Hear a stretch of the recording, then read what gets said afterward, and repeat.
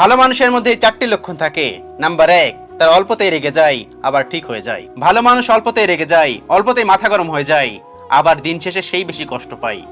কোনো খারাপ কিছু দেখলে সে একটু রাগারাগি করে, একটু হুট করে রেগে যায়, কিন্তু তার মন মানসিকতা সবার থেকে আলাদা।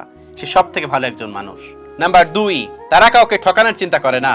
ভালো মানুষ কখনো কাউকে ঠকানোর চিন্তা করে না, এই জন্যই সে বারবার ঠকে যায় এই সমাজের কাছে, এই মানুষের কাছে। কারণ সে তো ভালো মানুষ, সে কাউকে ঠকানোর চিন্তা করে না।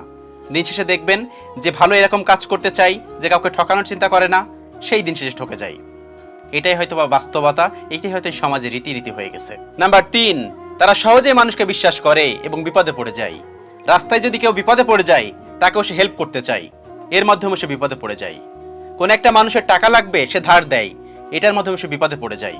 ভালো মানুষ পদে পদে বিপদে পড়ে, সে খুব সহজে মানুষকে বিশ্বাস করে আর দিন শেষে সেই বিপদে পড়ে যায়।